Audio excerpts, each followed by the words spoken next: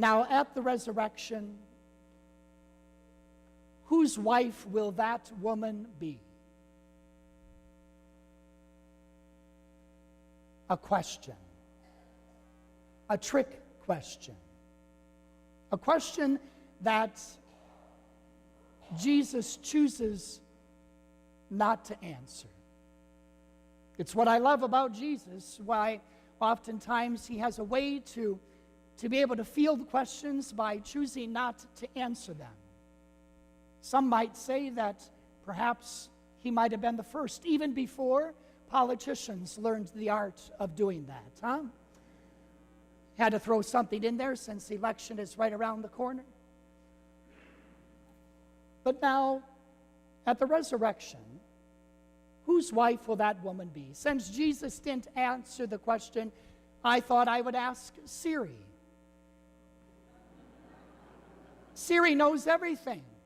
She does. So I asked Siri this week. Now, I'm serious, folks. I asked Siri. I never check with Siri because sometimes I'm content with the fact of not knowing the answer. But nonetheless, I thought, well, let's see what Siri has to say. So I asked Siri. Now, Siri, on the day of the resurrection, whose wife will this woman be? Siri didn't have a clue. Gives me great joy to know that Siri doesn't know everything, huh? Why, today's gospel seems odd, peculiar, strange, doesn't it? And certainly for those of us who have to preach for a living, it's one of those gospels that we say, oh, this one again. But the reality is, the reason why Jesus doesn't answer the question is because it's not the right question. He wants the Sadducees to come to a belief. And he wants you and I to come to that same belief. And the belief is the resurrection, the afterlife, heaven. It's something the Sadducees, why, they just would not adhere to. They just could not believe that there would be such a concept or a reality as the resurrection. And so Jesus is not about to play their game, but he's about quite simply to try to lead them to a belief in the resurrection. And the way in which he will do that is the same way in which he's trying to get you and I to believe in the resurrection. What? You might be thinking. Steve, Father Steve, we do believe in the resurrection. Do we? Do we really believe in the afterlife? Do we really believe in heaven?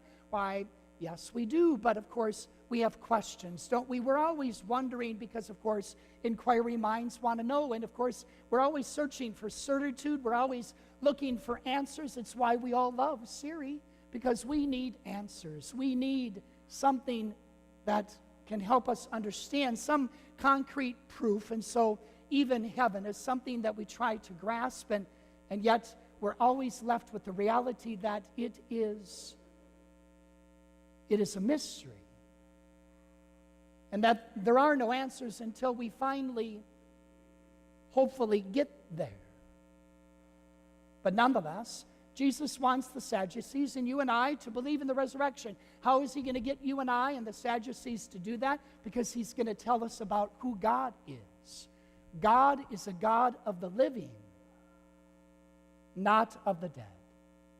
God is a God of the living, not of the dead.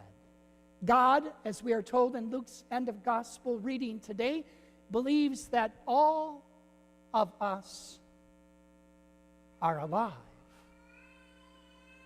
So how are we to make of this God of the living? Well, the way in which we are to make of it as we struggle to try to comprehend, try to figure out what heaven is like, and is heaven real? Well, there's a book about that and a movie and all the like. Why, of course, as we're struggling to figure out the afterlife, heaven, resurrection, whatever we want to call it, what Jesus wants you and I to be about is to recognize that the afterlife, heaven, resurrection, is about living now. The afterlife is about living now. If God is God of the living, if God believes that each and every one of us is alive, well, then you and I are invited to live now. If we believe in the resurrection, why then it should determine our actions, our thoughts, our beliefs, how it is that we choose to live our lives each and every day. We should live in that spirit of believing in the afterlife, of believing in heaven, of believing that there is more than to life than just this earthly life. So we are invited to be people of the living, not of the dead, which means we have to choose each and every day to go down paths that lead us to life and not to dead ends. And yet we realize that so oftentimes we're always focused in on that which is, well, that which is either dying or is already dead, and yet we cling to it, and we somehow seem to think that this needs to be how we identify ourselves, and yet we are invited to be people of the living. The best example I can give to you was the late Bishop Raymond Lucker, who, when he was diagnosed with melanoma, the very cancer that would take his life, why about a year into his struggle with that disease of cancer, I remember at a meeting asking Bishop Lucker, well, Bishop, how are you doing? How are you navigating through all this, still being a bishop, still struggling with your health issues? And he looked at me and he smiled and he said, you know, Steve, for this first year, he said, my focus was on how is it that I'm going to be able to get through this because I'm dying of cancer. And he said, and then all of a sudden I realized after some time spent in prayer, offering this cancer of mine to the Lord our God, he said, I came to realize that I needed to change my mind and my heart. And he said, then I realized that I was no longer dying of cancer, but I was living with cancer. I chose, he said, to change my focus from dying of cancer to living with cancer. See the difference? Hear the difference? Feel the difference?